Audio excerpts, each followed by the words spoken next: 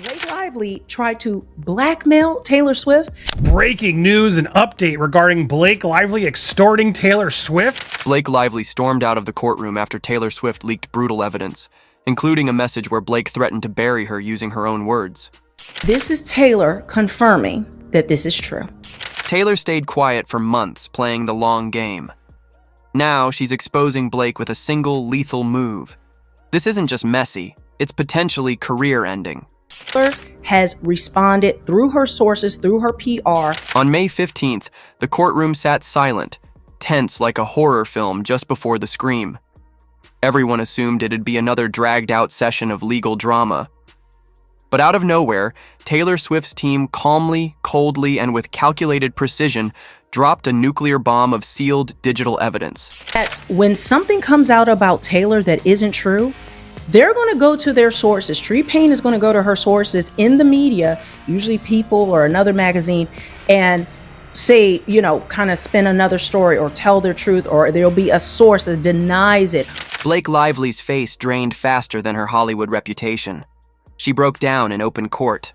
Full-blown tears, makeup smeared, shaking like someone just hit end on her Hollywood simulation. Perhaps even her lawyer will deny it, but outright you will see T-Pain, you will see Taylor Swift, you will see an immediate denial. They're not going to just let something float out there about Taylor and not address it, especially something this big, not just rumors or innuendos. We know that Taylor has responded through her sources, through her PR, about this whole subpoena, about being subpoenaed by Justin Baldoni. What did she scream? Courtroom insiders claim Blake yelled, "She wasn't supposed to do this." Like, girl, what exactly did you expect? You threaten Taylor Swift and assume she'll just knit a scarf and move on? Taylor wasn't physically present, but she was there. And she's saying, I don't have anything to do with this. I wasn't involved. It had nothing to do with me. She will keep putting that out there as things ramp up or another story comes out. Taylor appeared via secure video feed like a legal ghost haunting Blake's ego. And as Blake spiraled into meltdown, Taylor didn't flinch. Her rep, cool as ice, reportedly just said, "This is what accountability looks like." That's not a quote. That's a gravestone for Blake's image. There is the denial today about the story of Blake Lively trying to extort, blackmail, whichever way you want to call it, witness tampering, trying to destroy evidence. Where is the story of Taylor saying this isn't true? Let's be honest. Blake's Hollywood empire started collapsing the moment that courtroom footage surfaced. The woman once hailed as PR royalty was now getting exposed in front of a legal system that doesn't care about Instagram followers. And the snap? It came from the one thing she couldn't control, Taylor showing receipts. I've learned how her team operates, how they get information out there. And I know without a doubt, they will not let this sit and rest. Now let's talk about this so-called leaked evidence because, honey, it's not some casual screenshots. We're talking redacted digital logs Taylor's team had been sitting on like nuclear codes. These weren't kindergarten drawings. They were time-stamped, court-ready proof that Blake had begged Taylor to delete long before the lawsuit hit headlines. And claims to have received a tip from a source who is highly likely to have reliable information. According to the letter, that anonymous source alleged that Lively asked Swift to delete text messages, to destroy evidence. So what was actually in those texts? Emotional manipulation, threats, one-sided friendship energy. One message had Blake calling Taylor a brand pawn. Another revealed Blake planned to weaponize past texts to force Taylor into defending her. The kicker?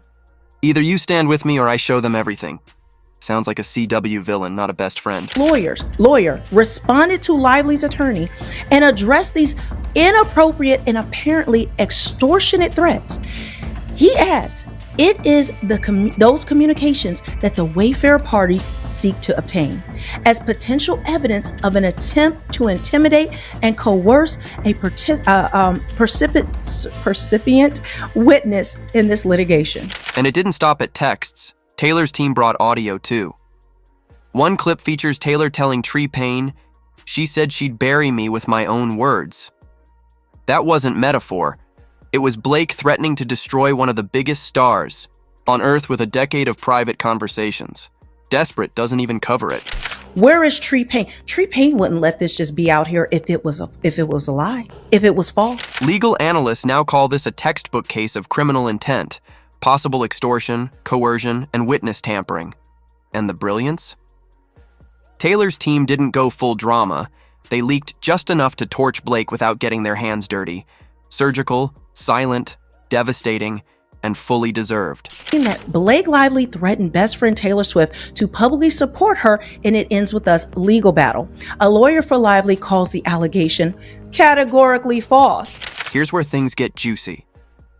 On February 14th, 2025, yes, Valentine's Day, Brian Friedman, Justin Baldwin's lawyer, received a mysterious hour-long call from someone deep in Taylor's circle. This person dropped the entire teapot. Blake's lawyer, Mike Gottel, had directly delivered a threat to Taylor's team. Support Blake publicly or face message leaks. Would not do this unless he had it, unless he had concrete proof, unless he has been told directly from the source. He would not risk his career, this case, his reputation. But wait, it gets better.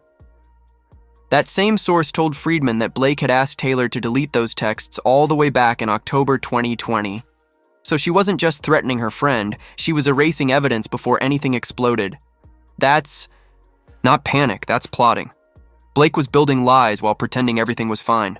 This is so cruel. She threatened to publicly release 10 years of text messages. Now here's the kicker. This wasn't just whispered gossip or anonymous tea. It was delivered as a legal affidavit. And if Friedman was lying, he'd face perjury, disbarment, the works. Yet he still signed it. His words, "I'm putting my entire legal career on the line." When a lawyer does that, it's not gossip. It's game over. Today, Brian Friedman sent an affidavit to the judge, meaning that someone has sworn to him that the information they gave him about Taylor Swift is true. He goes into details of how he achieved this information. Of course, Blake's team fired back, but instead of a measured legal response, they delivered a dramatic monologue fit for daytime TV. No facts, no proof, just "how dare you" and emotional theatrics. They didn't deny dates. They didn't deny the call.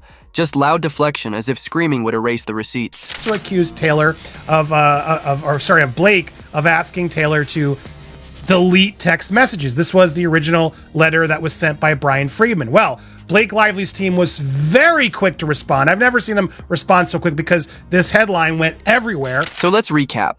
Taylor leaked logs and audio that destroyed Blake's case.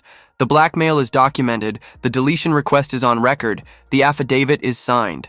And Blake? She stormed out of court like she'd just heard Gossip Girl was, rebooting without her. She built a career pretending to be America's quirky sweetheart, and now she's the villain in her own scandal series.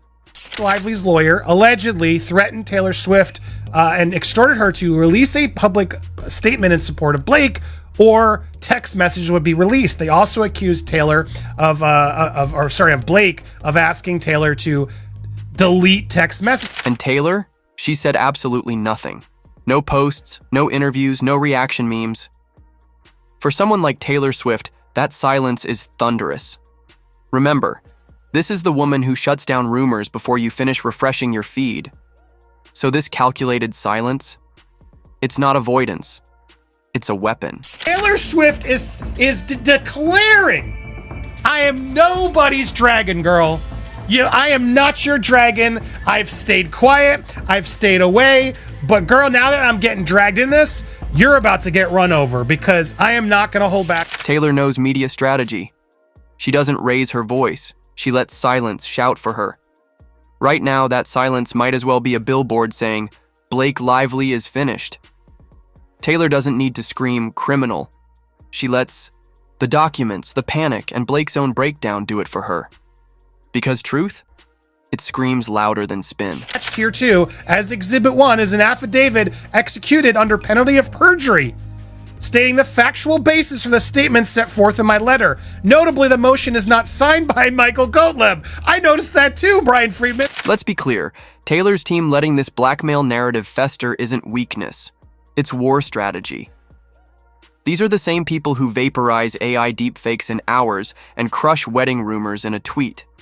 If they wanted this story dead, it would be. Instead, they let it evolve into a beast.